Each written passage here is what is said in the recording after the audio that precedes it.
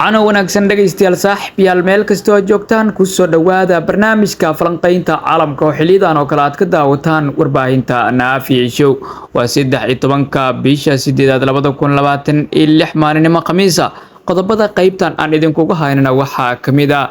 Mareykanka miyuu faaruujin doonaa dalka Ciraaq kadib 23 sano kadib duulaankii Ciraaq uu ku qaaday 2003 xuutiyiinta Yemen oo hanjabaadooda fursad siin karta ayaa leeyahay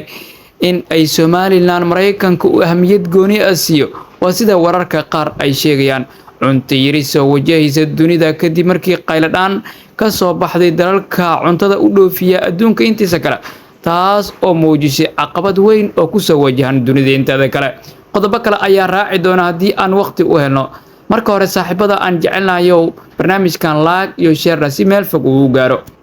aynu ku horeynaa weerarada iyo hanjabaadyada xuutiyiinta Yemen ee badda cas ayaa lagu sheegay warbixin Fox News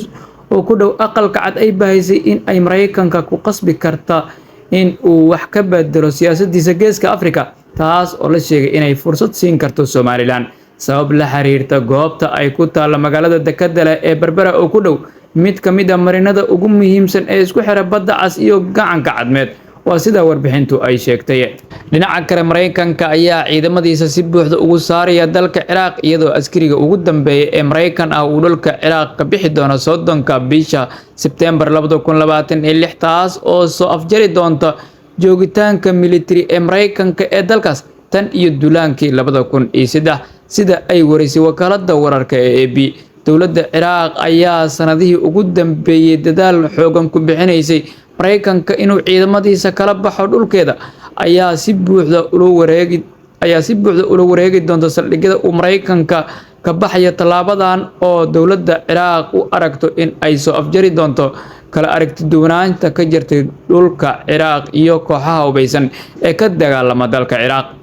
dhoofinta cuntada oo hoos u dhacday dalalka khaliijku iyaguna waxa ay dhaxda u galeen cuntadii soo gaaraysay Afrika maxay tahay waxyaabaha cabsida leh ee dunida ay wajahayso dagaalka ka socda bariga dhexe ayaa laga yaabaa in biri uu ka muuqdo miiska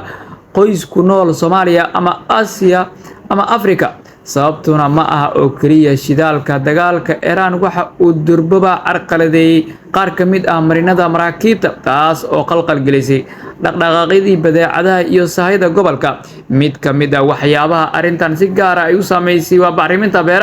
beeralaydu bacrimin ay u baahan yihiin si ay u helaan wax soo saarkooda wanaagsan haddii ay sahaydeedu yaraato ama qiimaheedu kordho saameyntu waxa ay soo bixi kartaa bilaha soo socdo marka la soo gaaro xilliga goosashada beeraha bishii July 2026 qiimaha cuntada adduunka waxa uu gaaray heer ku dhow kii ugu sareeyay sidoo kalena waxa soo baxay arrin kale oo mudan in si dhow loo fiiriyo qaar ka mid ah dalalka ugu waaweyn ee dunida u dhoofiyay wax soo saarkooda beeraha ayaa bilaabay inay si taxadir leh u maareeyaan wax soo saarkooda iyo